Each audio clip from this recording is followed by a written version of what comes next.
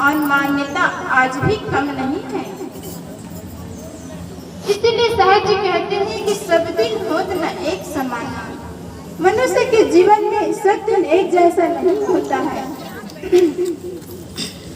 इसलिए सहज पद में बताते हैं कि एक दिन राजा हरिश्चंद्र के कंचन भरे खजाना, एक दिन भरे डोम घर पानी, मरघट गए निशाना।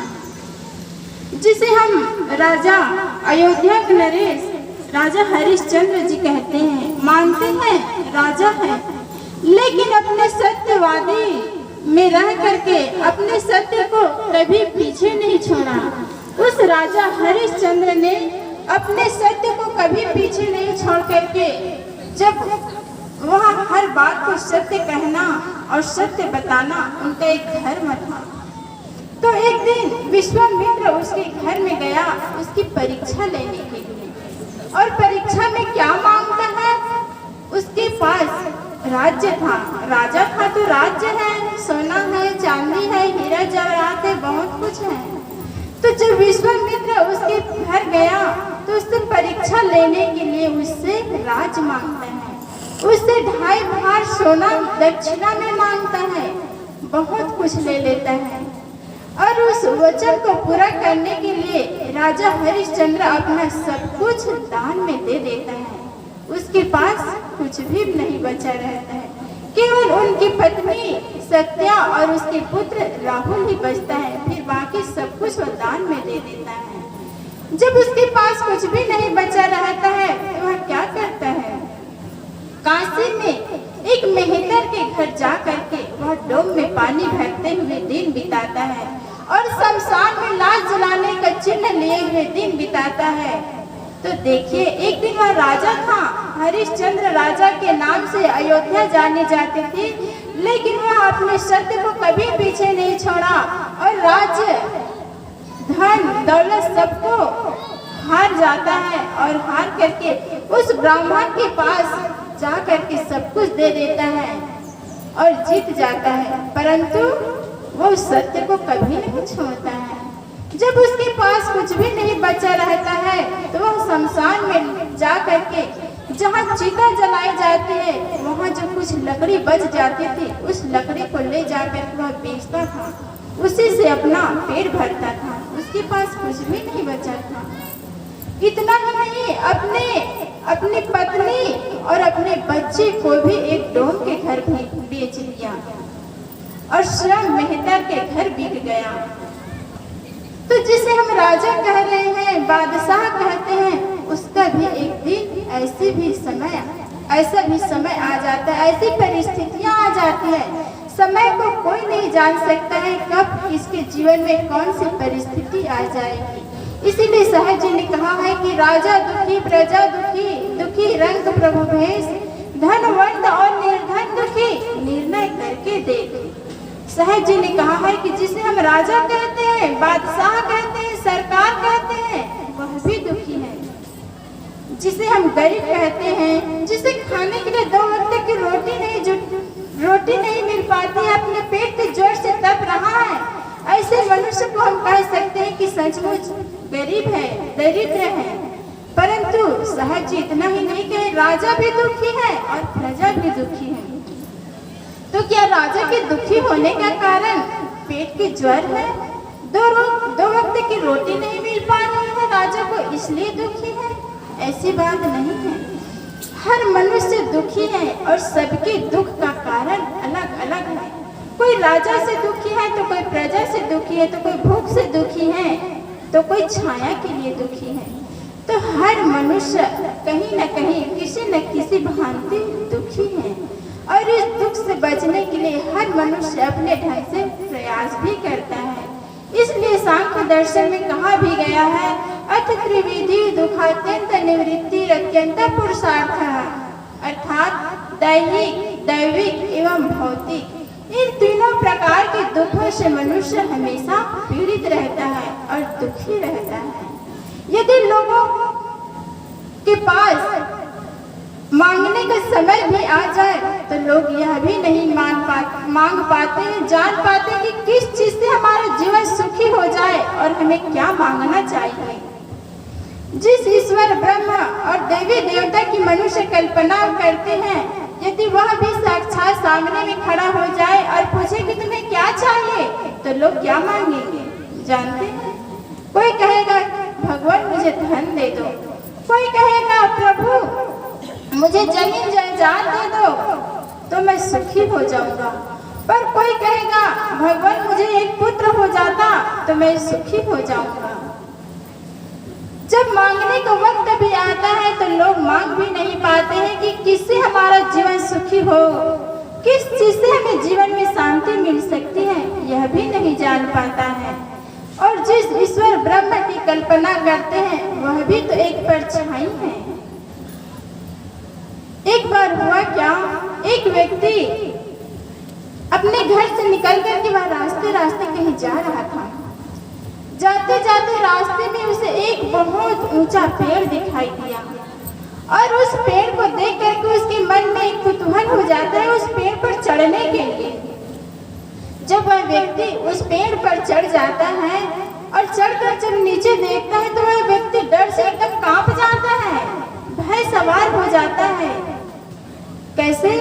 अरे भगवान मैं तो बहुत ऊंचाई पेड़ पर चढ़ गया हूँ, मैं तो यहाँ से सकुशल नीचे नहीं उतर पाऊंगा, यदि उतरना भी चाहा बीच में ही गिर पड़ा तब तो मेरी हड्डी पसली टूट जाएगी। इस तरह से वह डर जाता है। होता क्या है, जब भी कोई व्यक्ति किसी समस्या में घिर जाता है ना, या किसी विपत्ति में पड़ता है, किसी दुख में पड़ा रहता है, तब किसको याद करते हैं? अपने माता पिता को याद करेंगे, अपने माने हुए गुरु को याद करेंगे और जिस देवी देवता को जो मानते हैं वह उसकी याद करते हैं। तो जब मनुष्य किसी संकट में पड़ता है, दुख विपत्ति में रहता है, तब हर व्यक्ति हर मनुष्य अपने माता पिता को याद करेंगे, गुरु को याद करेंगे, देवी और देवता को याद करेंगे। वही हाल उस व्यक्ति का हुआ। जब वह बहुत ऊंचाई पेड़ पर चढ़ गया और डर से कांपने लगा तो वह व्यक्ति अपने माने हुए ईश्वर देवी और देवता की कल्पना करने लगा, उससे प्रार्थना करने लगा। कहता है भगवान मैं बहुत ऊंचाई पेड़ पर चढ़ गया हूँ, यदि मैं यहाँ से सकुशल नीचे उतर जाऊंगा तो 100 साधु और ब्राह्मण को भोजन कराऊंगा। इस तरह से वह व्यक्ति प्रार्थना कर लेता है। जब कोई भी व्यक्ति किसी भी प्रकार की पूजा या प्रार्थना करता है तो उसके अंदर एक आत्मिक बल बढ़ता है, सात्विक भावना का संचार होता है, मनोबल बढ़ता है, आत्मविश्वास बढ़ जाता है कि मैं यह काम कर पाऊंगा, मुझसे यह काम हो जाएगा, कोई कठिन नहीं लगता है। वैसे ही उस व्यक्ति ने भी प्रार्थना किया कि जब मैं यहाँ से नीचे उतर जाऊंगा तो 100 साधु ब्राह्मण को भोजन कराऊंगा। इस तरह से वह प्रार्थना करता है तो उसके अंदर भी एक साहस भर जाता है और वह व्यक्ति धीरे धीरे नीचे उतरने लगा। जब नीचे उतरते उतरते वह आधा में आ जाता है, तब फिर प्रार्थना करता है भगवान मैं तो बहुत ऊंचाई पर चढ़ गया था, अब तो मैं आधा में आ गया हूँ, तो क्यों ना 100 से 50 कर लेता हूँ। आजकल इस महंगाई के जमाना में 100 साधु ब्राह्मणों को भोजन कराने में तो बहुत खर्चा होगा, तो क्यों ना 50 साधु ब्राह्मण को भोजन करा दूं और मेरी छुट्टी हो जाएगी। इस तरह से वह फिर प्रार्थना करता है और फिर नीचे उतरता है। नीचे उतरते उतरते वह 3/3 में आ जाता है। फिर प्रार्थना करते भगवान अब तो मैं बहुत नीचे आ गया हूँ, तो क्यों ना 50 से 25 कर लेता हूँ। इस तरह से वह अपने से फैसला ले लेता है, अपने से निर्णय लेता है, प्रार्थना करता है, फिर नीचे उतरता है।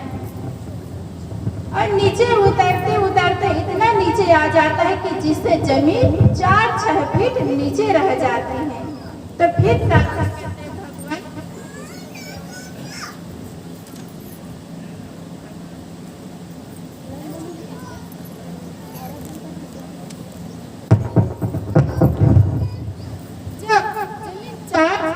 नीचे रह गई, इतने में वह व्यक्ति फिर प्रार्थना करता है भगवान अब तो मैं बहुत नीचे आ गया हूँ, तो क्यों ना एक साधु और एक ब्राह्मण को भोजन करा दूं और और मेरा काम बन जाएगा, क्योंकि मैं तो बहुत नीचे उतर गया हूँ, इससे तो मैं सकुशल नीचे पहुँच ही जाऊंगा।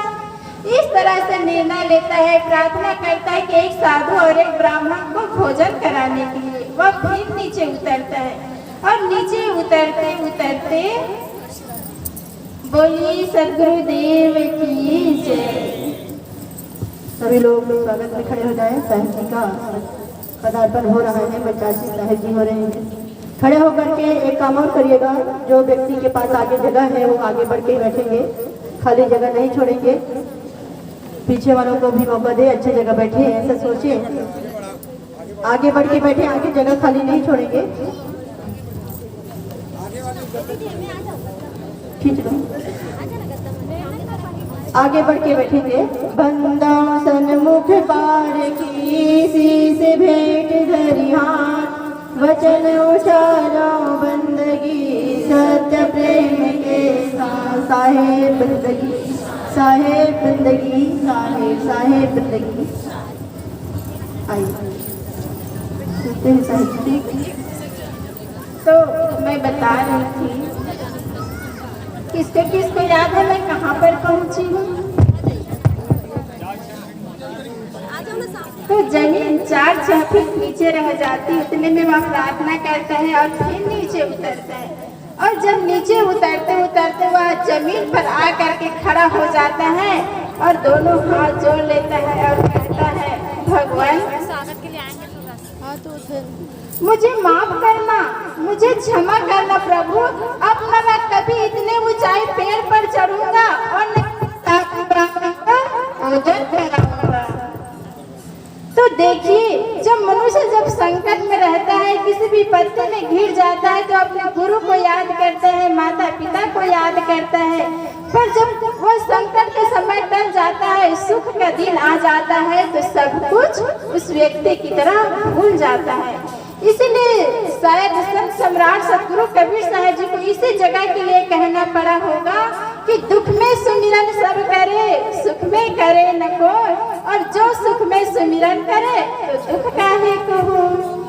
सतगुरु कबीर साहब जी ऐसे ही मनुष्य से मिले रहे होंगे, देखे होंगे, तभी इस साखी को बोले होंगे, इस शब्दों से पिरोए होंगे कि हर मनुष्य दुख के समय में कैसे याद करता है और सुख के समय में सब कुछ भूल जाता है।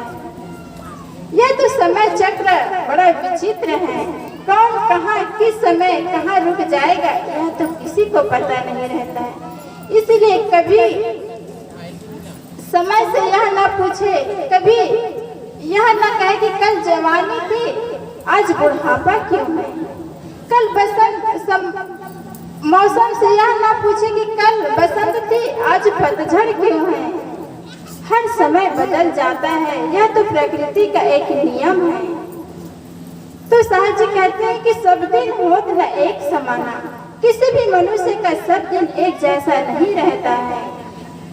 एक दिन सुख तो दूसरा दिन दुख आ जाता है, और यह एक जैसा रहता भी नहीं है। एक सिक्के की पहलों की भांति यह भी चक्का की तरह घूमते ही रहता है। सुख का दिन टल जाता है, वह मनुष्य दुख में घिर जाता है, तो दुख का दिन भी स्थायी रहने वाला नहीं है, वह दिन भी बीत जाता है और सुख का दिन आ जाता है। तो एक दिन राजा रामचंद्र जी चढ़े जात विमाना, एक दिन उनका वनवास भयो दशरथ तज्जो पराना। माता कौशल्या, जिसे हम राजमाता कहते हैं, क्या वह अपने मन में कभी किसी प्रकार की कल्पना की रही होगी कि मेरा बेटा राम जब बड़ा हो जाएगा तो उनको 14 वर्ष का विभिन्न वनवास काटना पड़ेगा। हर मनुष्य अपने जीवन के लिए अच्छी बात के लिए कल्पना कर सकता है, अच्छे जीवन की कल्पना कर सकता है, लेकिन होने वाली घटना को कोई नहीं जान सकता है। माता कौशल्या तो अपने मन में यह वेदना जताती थी कि मैं तो राजा दशरथ की बड़ी रानी अवश्य हूँ, परंतु मुझे मेरे जीवन में अपेक्षित सम्मान नहीं मिला। पर मेरा बेटा राम तो बड़ा है, वह जब बड़ा हो जाएगा और राजा बनेगा तब मैं राजमाता कहलाऊंगी। राजमाता बनने की कल्पना तो कर लेती है, परंतु क्या यह कल्पना की रही होगी अपने मन में कि कि उस राज गद्दे के जगह में उसको 14 वर्ष का विपिन वनवास काटना पड़ेगा। ऐसे समय परिस्थिति को कौन जान सकता है, पर सबके जीवन में ऐसे समय परिस्थिति आती है, ऐसे दिन से गुजरना पड़ जाता है। पर ऐसे परिस्थिति में अपने मन को कभी विचलित न करे, एक दिन यह भी नहीं रहेगा, सब कुछ बदल जाता है। तो इसलिए साहब जी हमें अपने इस पद के माध्यम से बहुत सुंदर ढंग से बताए हैं कि सब दिन होत न एक समाना, सब दिन एक जैसा नहीं होता। एक दिन बालक भयो गोदी माँ, एक दिन भयो जवाना, एक दिन चिता जले मरघट पर धुआं जात आसमाना। एक दिन बालक रहता है, वह बड़ा हो जाता है, माँ की गोदी में खेलता है, फिर सयाना हो जाता है, मृत्यु हो जाती है। इस तरह से संसार की प्रक्रिया चलती ही रहती है। तो सब दिन एक जैसा नहीं होता है। इन्हीं शब्दों के साथ मैं अपनी वाणी यहीं पर विराम करती हूँ। बोलिए सद्गुरुदेव की जय।